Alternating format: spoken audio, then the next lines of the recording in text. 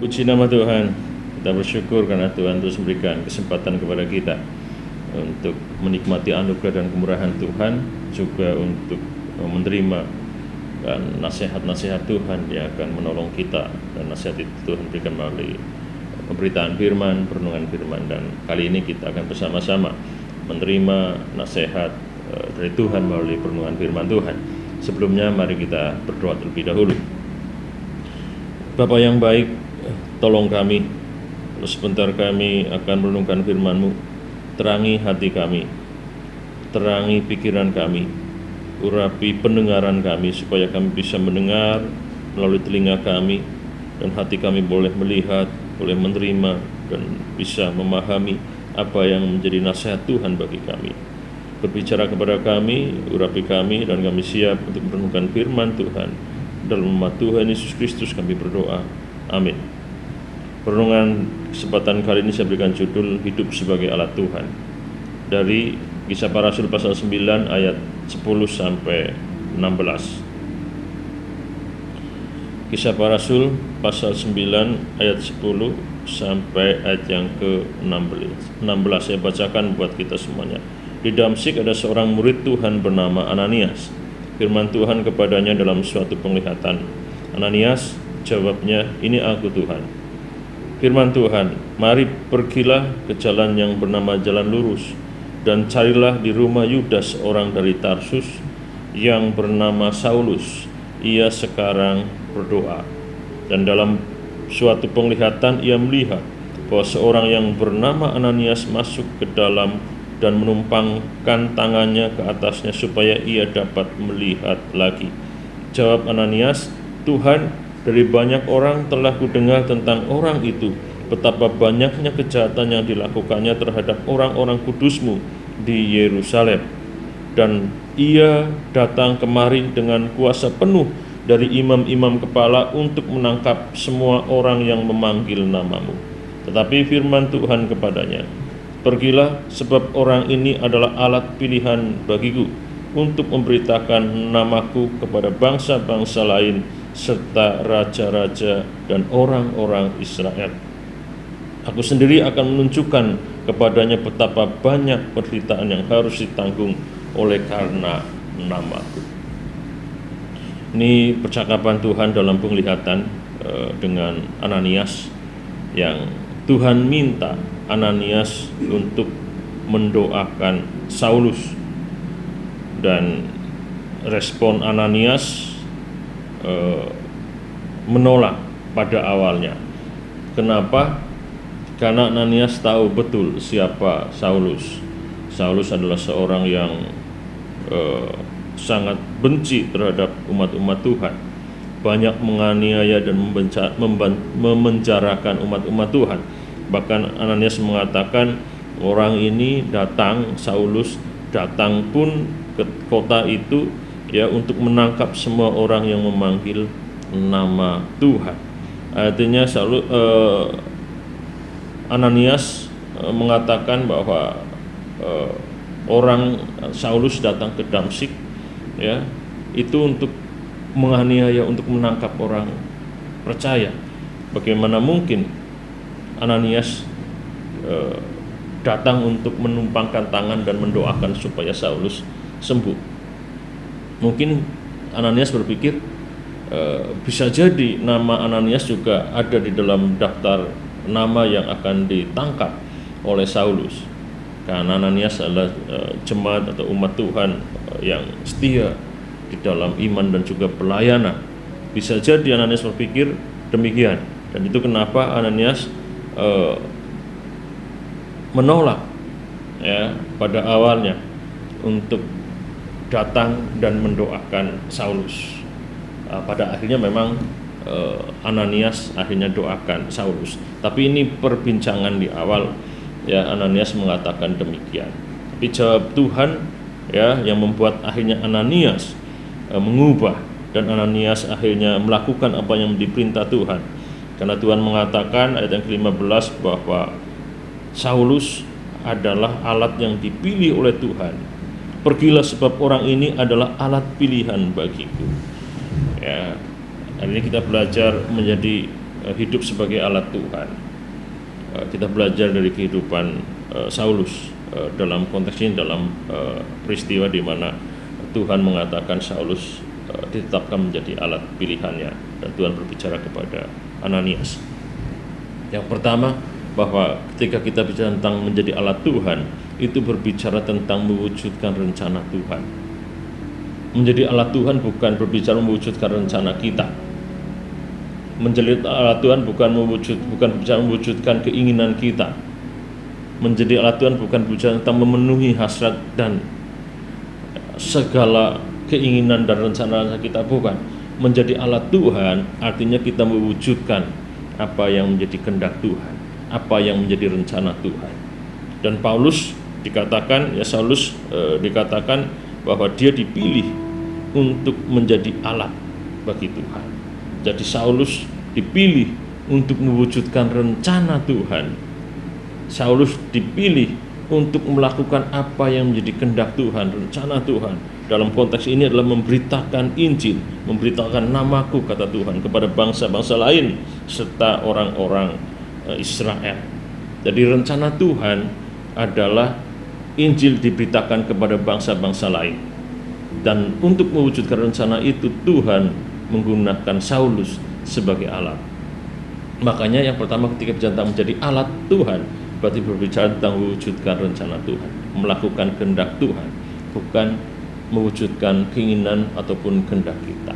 Itu yang pertama. Yang kedua, kita bisa belajar dari kisah ini bahwa ketika bicara tentang menjadi alat Tuhan, Tuhan bisa pilih siapa saja. Artinya siapa saja Tuhan bisa pilih untuk menjadi alat Tuhan.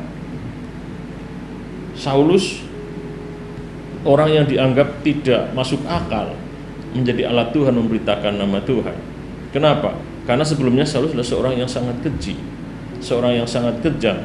Begitu banyak umat-umat Tuhan menderita karena apa yang dilakukannya. Bagaimana orang seperti ini bisa menjadi alat memberitakan Injil, memberitakan firman Tuhan? Sebelumnya dia sudah banyak menganiaya. Bahkan kalau kita baca ayat sebelumnya, bahkan ketika Stefanus dibunuh pun Saulus hadir di situ. Artinya Saulus menyetujui itu. Ya, dan ada banyak umat-umat Tuhan yang lain yang menderita, bahkan mati sebagai martir, ya, di bawah keputusan dan tindakan-tindakan yang dilakukan oleh Saulus. Bagaimana mungkin orang yang seperti ini, dan itu yang dipikiran Ananias, sudah mendengar dari banyak orang ini banyak sekali melakukan tindakan-tindakan kejahatan. Ayat yang ke-13, Tuhan, dari banyak orang telah kudengar tentang orang itu, betapa banyaknya kejahatan yang dilakukan terhadap orang-orang kudus-Mu di Yerusalem. Tapi sekali lagi, Tuhan bisa pakai siapa saja. Jadi ketika bicara tentang menjadi alat Tuhan, yang pertama bicara tentang melakukan kehendak Tuhan. Menjadi alat Tuhan, ya, berbicara bahwa Tuhan bisa memakai siapa saja. Tidak peduli latar belakangnya, Tuhan bisa pakai. Ya.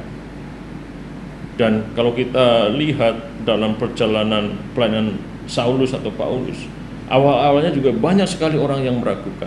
Bahkan kerasulannya saja diragukan oleh orang-orang Kristen pada saat itu. Dan sekali lagi, secara manusiawi wajar orang Kristen meragukan kerasulan Saulus karena latar belakangnya. Tetapi bahwa ketika Tuhan memakai seseorang, ya, maka Tuhan tidak lagi melihat latar belakangnya. Apapun latar belakangnya, Tuhan bisa pakai. Tuhan bisa pilih menjadi alat Tuhan. Jadi ketika kita menjadi alat, berjanta menjadi alat Tuhan, hidup sebagai alat Tuhan. Yang kedua, bahwa Tuhan bisa pakai siapa saja, termasuk saya dan saudara. Mungkin saudara berpikir, saya sepertinya nggak mungkin menjadi alat mewujudkan rencana Tuhan, menjadi alat bagi Tuhan. Ya, orang akan meragukan ketika kita hidup sebagai alatnya Tuhan. Ya, baik dalam konteks pelayanan di gereja lokal, baik dalam kehidupan berkeluarga, berumah tangga, bermasyarakat. Ya, mungkin orang bisa saja meragukan kita, ya, kondisi kita, keberadaan kita, karena latar belakang kita. Tetapi kita belajar bahwa Tuhan bisa pakai siapa saja. Apapun latar belakang kita, apapun kondisi kita, Tuhan pakai. Dan Tuhan bisa pakai kita. Itu ketika berjanta menjadi alat Tuhan, berarti kita pun bisa Tuhan pakai menjadi alatnya. Ya, yang penting bagaimana kesediaan kita, kesiapan dan kerelaan kita melakukan tugas itu. Yang jelas Tuhan bisa pakai siapa saja, termasuk saya dan saudara. Yang ketiga, ketika bicara tentang menjadi alat Tuhan, dari ayat ini kita juga bisa belajar ketika bicara tentang menjadi alat Tuhan, itu juga bicara tentang bahwa kita juga siap menghadapi penderitaan. Ya, bicara menjadi alat Tuhan berarti berbicara tentang siap menghadapi penderitaan. Ayat yang ke-16, aku sendiri akan menunjukkan kepadanya betapa banyaknya penderitaan yang harus ditanggung oleh karena namaku.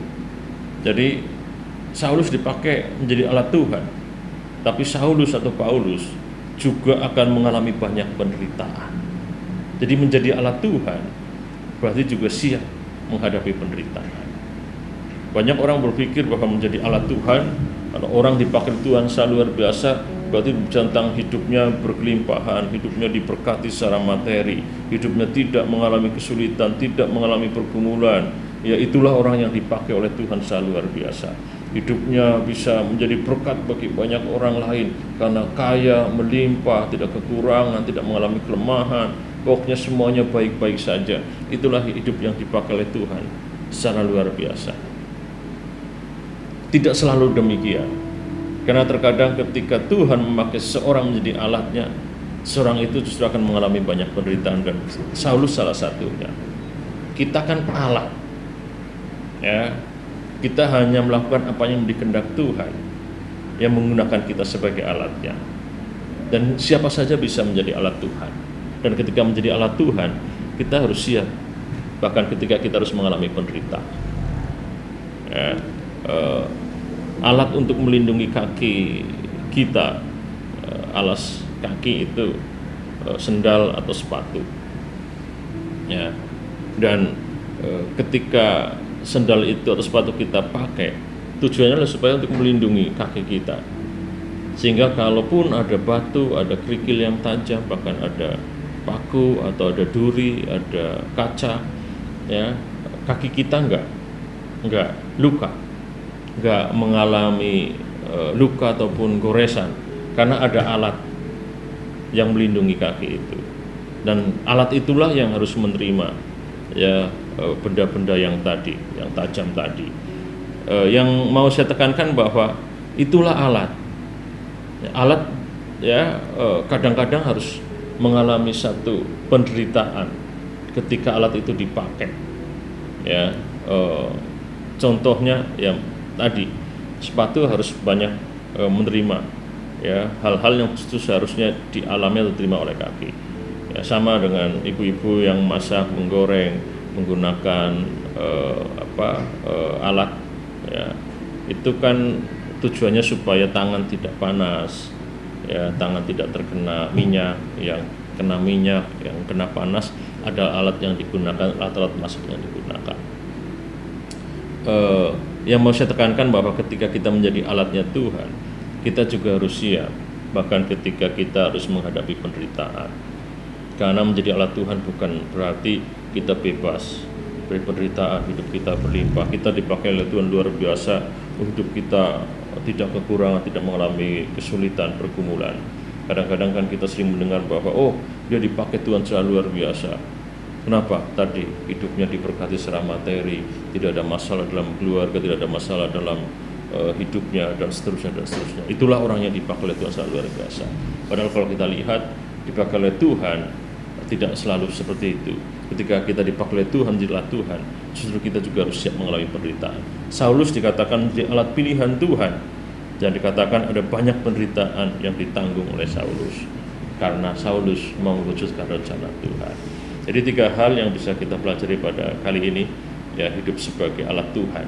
Yang pertama, menjadi alat Tuhan artinya mewujudkan rencana Tuhan. Menjadi alat Tuhan, Tuhan bisa pakai siapa saja. Apapun latar belakang kita, Tuhan bisa pakai kita menjadi alat Tuhan. Menjadi alat Tuhan berarti kita harus siap mengalami penderitaan. Ketika kita harus ketika kita akan mewujudkan rencana Tuhan, dan kadang penderitaan itu kita temui, dan kita harus siap. Biarlah perlindungan ini menolong kita, dan kita selalu siap menjadi alat-alatnya Tuhan. Siapapun saudara, mari katakan kepada Tuhan, saya siap menjadi alatnya Tuhan, dan saya siap menghadapi apapun itu. ketika kami atau ketika saudara menjalankan tugas dari Tuhan, karena saudara adalah alat-alatnya Tuhan. Biarlah kita bisa hidup sebagai alat Tuhan seperti Saulus atau Rasul Paulus yang Tuhan pakai. Luar biasa. Ada banyak penderitaan, tapi Saulus tetap setia dan hidupnya sungguh-sungguh menjadi alat yang efektif bagi kemuliaan nama Tuhan. Kita berdoa. Tuhan Yesus yang baik, terima kasih Engkau sudah mengingatkan kepada kami supaya kami sungguh-sungguh menjalani hidup sebagai alat Tuhan, mewujudkan rencana Tuhan, mewujudkan apa yang Tuhan sudah tetapkan. Terima kasih untuk pembelajaran singkat di kesempatan kali ini. Roh Kudus yang akan tolong kami. Kami bersyukur, berkati anak-anakmu yang mendengarkan renungan pada kesempatan kali ini, mereka yang sedang bimbang untuk meresponi panggilan Tuhan, mereka yang sedang ragu karena ditolak, bahkan diragukan ketika mereka mau hidup sebagai alat Tuhan, menjalankan rencana Tuhan. Biarlah Roh Kudus meneguhkan mereka, sehingga mereka sungguh-sungguh paham bahwa Tuhan mampu memakai siapa saja untuk menjadi alat Tuhan. Dan biarlah mereka juga tetap setia menjadi alat Tuhan bahkan ketika mereka harus menghadapi berbagai pergumulan dan persoalan. Tuhan berkati seluruh jemaat Tuhan, Tuhan berkati setiap kami yang sudah ambil bagian dalam renungan dalam kesempatan kali ini. Dalam nama Tuhan Yesus Kristus kami berdoa dan bersyukur. Amin.